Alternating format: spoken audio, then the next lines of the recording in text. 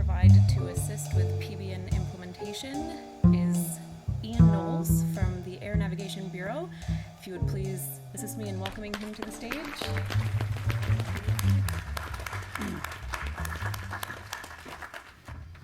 Thank you very much. I hope you can all hear me okay. I'm just going to queue up the slides here. I was just having a bit of a flashback to a previous life there when I stepped up in front of the room and I felt like I was about to announce to a packed aeroplane that we were 2 hours delayed due to fog in London. So fortunately we're not that far behind. Thanks for sticking with us. This is the last workshop of the day. It's performance-based navigation products and services. What I'm going to do actually is I'm going to start with a little introductory video to PBN. Some of you may have seen this. This was first released for the assemblies. It's just been showing occasionally over the last day or so. It's a pretty good introduction. It gives you a good overview of what PBN is, what the benefits are, and I think we're going to start with that just to see, set the scene. Over to you.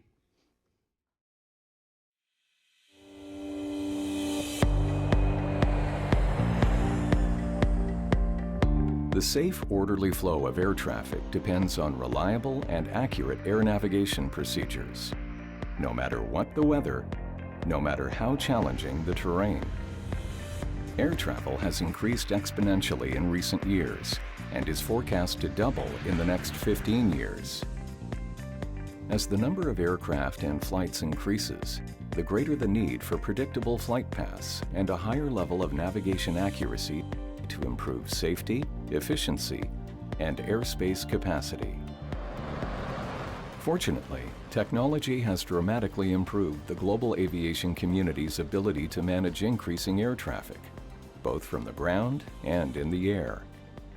The advent of global navigation satellite systems, or GNSS, has led to a significant increase in the aircraft's ability to fly to more precise navigation standards. In 2008, ICAO introduced the concept of performance-based navigation, or PBN. PBN incorporates area navigation, or RNAV, and required navigation performance, or RNP, to provide safer, more efficient air navigation routes and approach procedures to meet the near-term, mid-term, and long-term needs of aviation going forward. PBN has already demonstrated concrete benefits in terms of safety through straight-in procedures with vertical guidance, increased airport accessibility, reduced infrastructure operating costs, increased airspace capacity, improved and more flexible use of terminal airspace for both arrivals and departures, user-preferred routing, avoidance of noise-sensitive areas, and, most important, reduced fuel burn and CO2 emissions. Until PBN was introduced, RNAV and RNP procedures were being applied inconsistently from one country to another and from one region to another. There was no central focus or control. The need for standardization and overarching provisions was obvious. ICAO was ideally placed to build a framework for better air traffic management using PBN. Today, there are PBN implementation plans in 109 states, covering 60% of the world's international runways. Penetration is greatest in the North America region at over 96%. However, a great deal remains left to be done to achieve global PBN implementation targets. What does PBN mean for the global aviation community? It can mean 1 to 2% reduced fuel burn per flight. The savings for airlines are obvious. Just a 1% reduction in fuel burn results in an annual saving of $600 million for the air transportation industry. In terms of CO2 emissions, every 1% improvement in fuel efficiency amounts to 1.2 million fewer tons of carbon dioxide emitted into the atmosphere. This is the equivalent of taking approximately 300,000 vehicles off the road. With air traffic increasing at such a dramatic pace, the need to make air navigation systems more efficient is obvious. PBN is one major way that world aviation can reduce its carbon footprint. To do so, PBN must become an urgent priority in every region and in every country. ICAO has made PBN implementation the #1 air navigation priority because of the safety, efficiency, capacity, and environmental benefits it affords, and because it is a key enabler to many aviation system block upgrade elements. To learn more about ICAO's role in PBN, visit icao.int/PBN.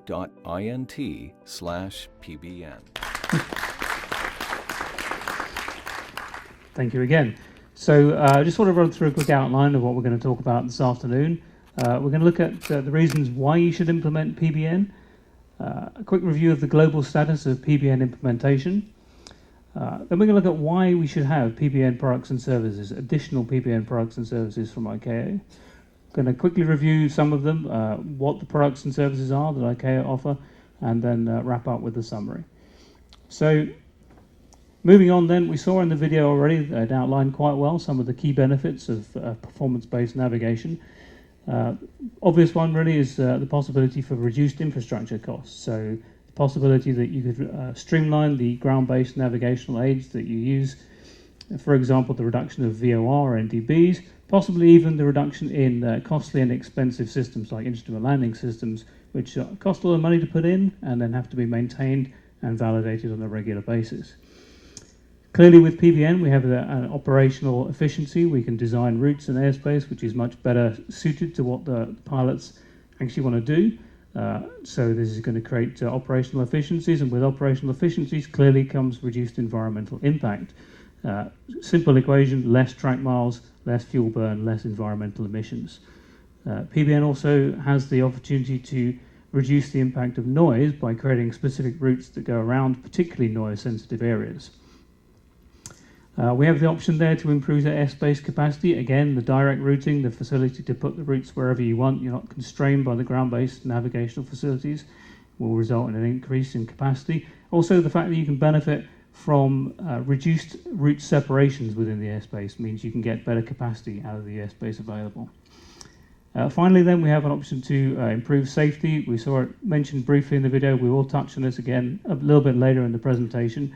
But PBN really is a key enabler in reducing two areas of safety, which is runway excursions and controlled flight into terrain.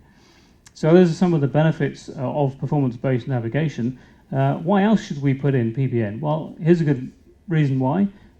Assembly Resolution 3711, so back in the Assembly 37, a little bit before my time, the resolution was made that all instrument runways should have a PBN approach by the end of 2016.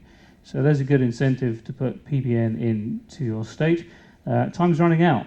Deadline for that is 2016. How is that going? We'll check back on that in a little while and see how we're getting on globally with PBN implementation. So looking for more reasons why PBN is important, the GAMP, the Global Air Navigation Plan, focuses on PBN development and implementation. It talks about the introduction of continuous climb operations, continuous descent, and things like arrival management and departure management for flow management sequencing.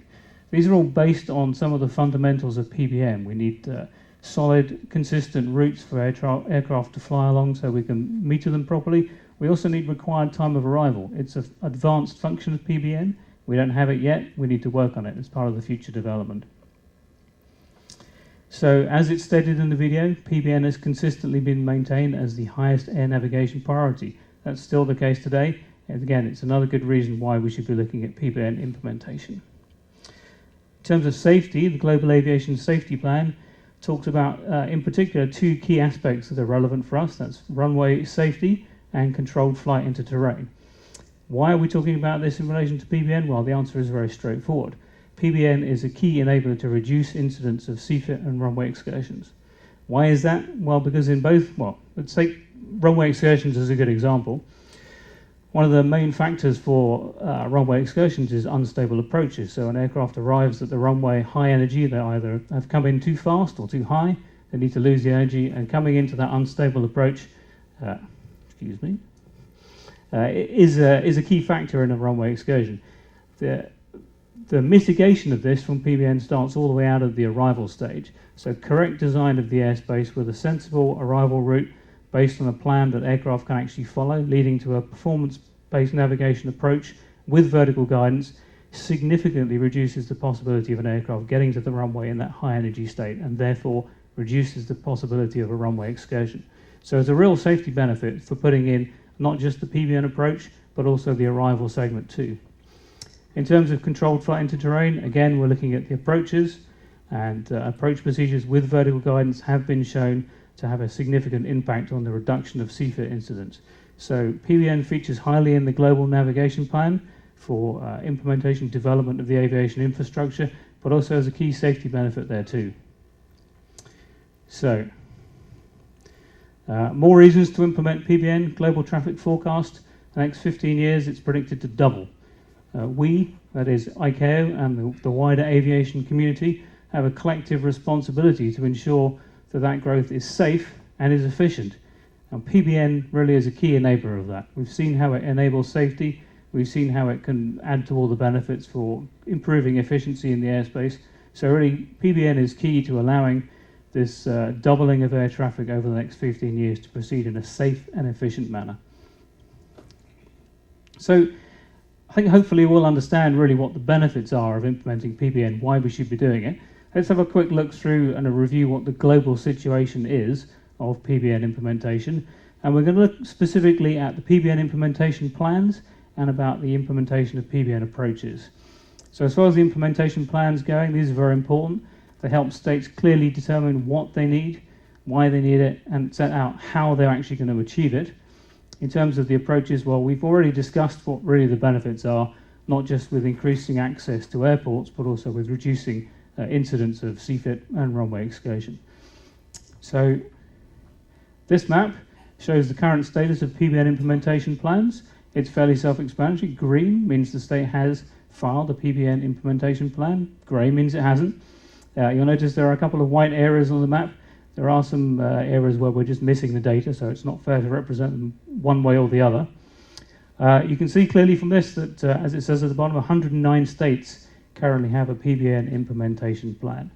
That's good, but what we'd like to see is that being 191 states.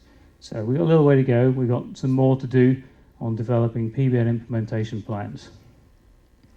If we look now at the implementation of PBN approaches, we'll see currently in the world there are 3,454 instrument runway ends globally. Of these, 2,138 have a PBN approach. So that's just under 62%. Actually, that's not bad.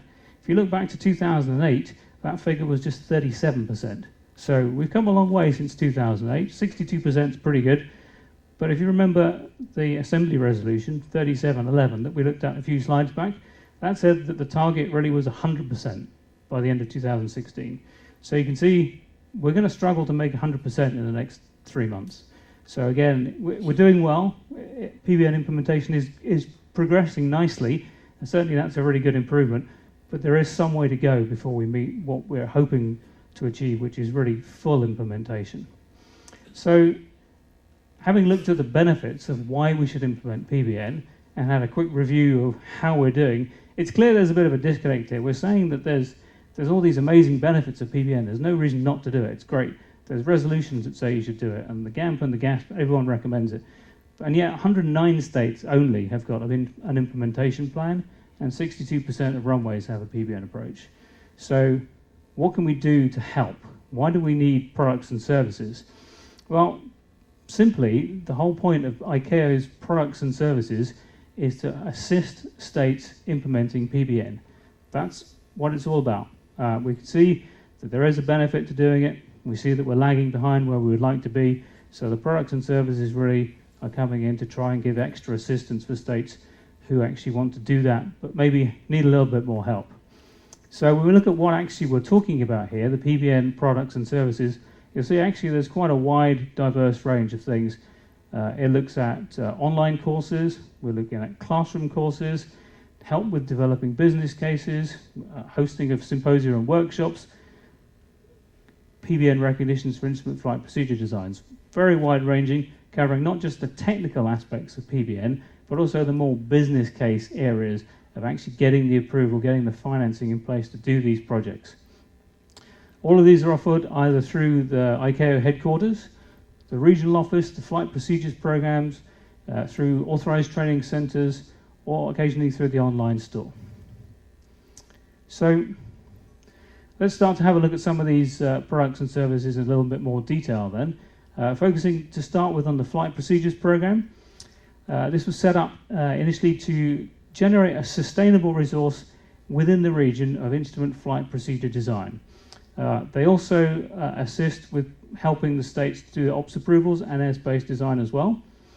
The intention, as we say, really is to build the experience in the region, get that resource, and have the region really relying on themselves rather than coming to HQ, to Montreal, or to rely on an external agency to have to do that work for them. So currently there are 2 FPP offices. There's an Asia Pacific FPP, which is based in Beijing in China. This one has just been approved to commence phase 3, and that's been extended for 3 years and will be going on till 2020. The second office that we have, that's in Africa, Dakar, Senegal. That was established in 2014. They're looking at phase 2 now, so planning is underway right now for the phase 2 starting in 2017 and onwards. Also, there's a third FPP, which is planned for the mid-region. That's going to be established in January 2017, and that will be based in Lebanon. So these programs, as I say, they're very successful. They're expanding. We had 2 established now, and a third one on the way. Another product that is particularly relevant for those states who maybe really don't have much of an idea how to get going with PBN is something we call PBN Start. So PBN Start is a full assessment of a state's requirements. So we're mindful of the fact here that there is no one-size-fits-all solution for PBN. The state has specific needs and requirements, and PBN Start is all about assessing those needs and providing guidance on how to do that. So it's a 2-week collaboration with all the stakeholders, brings everything together, does a full analysis of all the requirements and needs in the region. It analyzes every aspect of the navigation system and works out where PBN can provide the most benefit, and most importantly, delivers an achievable strategic plan which is aligned with the regional goals. So it's all about putting something in place which actually really is going to benefit the state and which is aligned with the regional plan and the regional goals. So that's PBN Start. Another area that we're conscious is a real issue. This keeps coming up in the PBN study group and in other meetings, panel meetings and expert groups around ICAO. Training is a real issue. It keeps being raised. People start to understand what PBN is, but always it comes back to the level of training isn't high enough. People really don't properly understand the concept. And so training is a higher area of focus for us. We are developing more and more courses.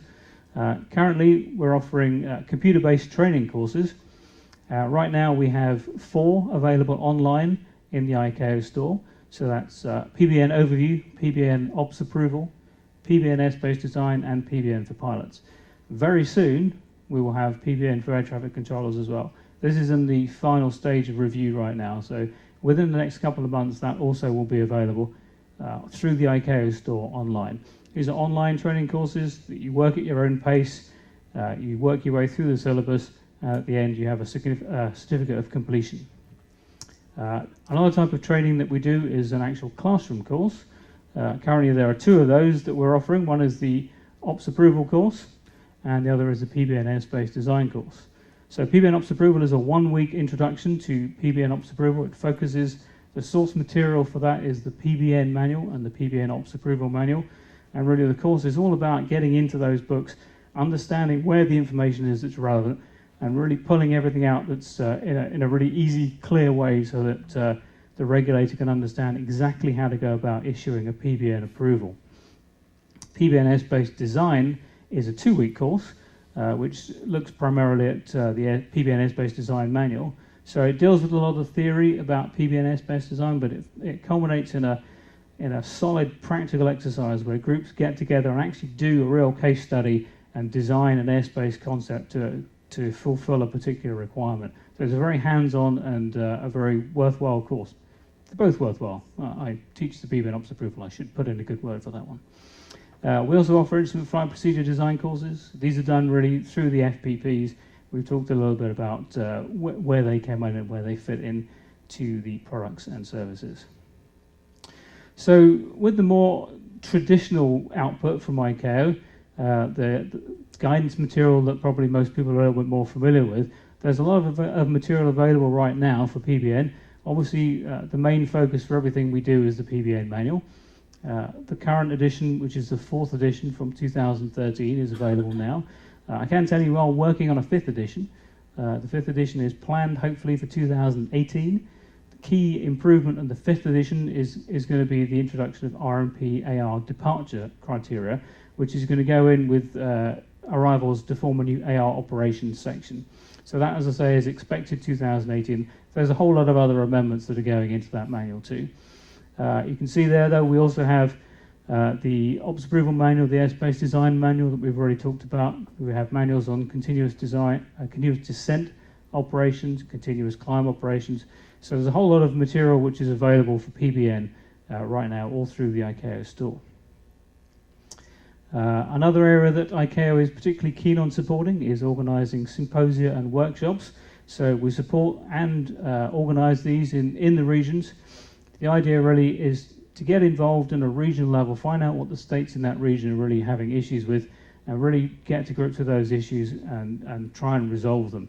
So it's all about getting experts in to talk, either experts from HQ, experts from the region, or occasionally experts from organisations that we work with, such as Eurocontrol and IATA, to come to these symposia and really focus on what that region specifically is having issues with and where we can assist and where we can help those.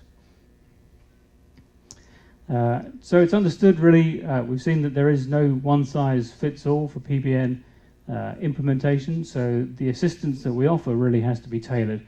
The needs vary from state to state. It could be as simple as one airport with one runway that needs a PBN approach either end. Alternatively, it could be a large, very busy state, lots of traffic that needs a complete full airspace redesign in order to improve capacity and efficiency. So there's a complete variation of what's required there. Assistance is tailored to meet the state specific needs. We saw when we looked at PBN Start that the whole idea was it's a 2-week collaborative project that we get all the information and we develop something that really fits the state's needs and addresses their concerns. The whole point of this is to give states the understanding and the confidence to go out and positively implement PBN within their state in a way which really makes a difference to them. So it's not about us telling the state to do something, it's about them understanding what their needs are, understanding what PBN can do for them, and having the understanding of the tools to put that in place. So that's really the aim of it. Some of the ways that we go and try and assist with the implementation, we provide bundles of documents which make it a little bit easier for the states to understand what they need. So, for example, we have a bundle which takes in the PBN manual, the Ops Approval Manual, and the Airspace Design Manual. Now, all of that together pretty much gives you most of what you would need to know to do any kind of PBN implementation project. We also have the CBT training, the online store. We talked a little bit about what those were earlier on. So another area that ICAO is offering assistance is in the coordination of getting funding to implement some of these projects. We would be able to assist in coordinating with various international bodies, such as the World Bank, industry partners, and even financial institutions, to help go out and try and find the funding to make these projects actually happen. Again, we're all about getting the PBN implementation worldwide, globally up to 100%. It's about finding the right solution for your state, and if that means finding assistance with the financial needs to do it, then again, this is something that could be considered. So, recognition of compliance for our instrument flight procedure organizations. This is another service that ICAO offers. Really, it allows states to have confidence that the services of an instrument flight procedure design service actually have been verified, they've been checked, they're operating to certain quality assurance procedures, and that they are publishing charts which are used by a reputable state organization. So again, it allows, it assists states with their implementation, knowing that they can go to one of these organizations to get the charts and the procedures they need actually implemented. Currently, there are 11 organizations recognized by ICAO from 8 different states across all the regions. So just to summarize then, PBN we've seen really is the highest air navigation priority. It's been consistently stated in the Global Air Navigation Plan, and it remains the highest priority. We also saw from the GASP that there really is a compelling safety argument for PBN in terms of CFIT and in terms of runway excursions. PBN is also a key enabler for a lot of the ASBU modules. Those of you who are still around next week might like to come along to the PBN strategy discussion. I'm doing a workshop on that, and we'll talk a little bit more there about how PBN enables the ASBUs and how it's really important to have a key strategy in place to make sure that we're in a good place to support those modules as we move forward. We've seen that increasing air traffic is going to make PBN implementation even more necessary. We want to expand the aviation system, but in a safe and efficient manner. We know that there's an assembly resolution. We know that we've made good progress towards it, but there's still some way to go before we meet the ultimate target, which is all instrument runways having a PBN approach. And so really the ICAO products and services that I've been talking to you about today were developed to offer that additional service to states, to get out there, to find out what it is that states are having a problem with, because everyone understands that PBN is a really good thing to do, and everyone understands there's a safety implication of not doing it, and everyone understands that there's a resolution that we should be following, and yet still we haven't got to the point that everyone has done it. So clearly there's a problem, and the problem is what we're trying to address with the products and services. We're trying to get out to states, find out what they need, and offer that assistance so we can get PBN implemented everywhere. So I hope you found that interesting, and I hope that some of it will ring some bells with you and that you'll be interested in following up more. How can you get more information? Well, you can always email us. We always respond to emails from pbn@icao.int. So if you have any questions, get in touch and we'll respond. Alternatively, you saw on the video we have a website. It's off the main ICAO site. icao.int/PBN will take you straight there. The website has all the information to all the products and all the services and all the training, links to all the manuals. Everything is accessible via the PBN website. Alternatively, if you'd like to contact us and keep in touch in a little bit more of a mobile fashion, we have an app. ICAO PBN is what to look for. It's available on the App Store. It's available on Google Play. It gives you links to news updates. It tells you a link to the status of implementation. It will link you through the training and the products and the services. And you can even see a video there by our very own program manager, Mr. Lasoy, hiding at the back of the hall. So everything that you want is available through the app. That was just launched on Monday. Be one of the first. Go and download it. It's great. Alternatively, if you're a very modern person, you can follow us. We're on LinkedIn. We're also on Twitter, and we're on Facebook. #ICAOPBN. For regular updates, you can find out what we're doing. You'll get advertisements for upcoming symposium and workshops. You'll get training course updates. You'll get success story updates. It'll all be broadcast via those channels. So there's plenty of ways to keep in touch. And if you have any questions, either get in touch with us through any of those sources, or alternatively, I'm here to answer questions as soon as we're done. So that's all. Thank you very much.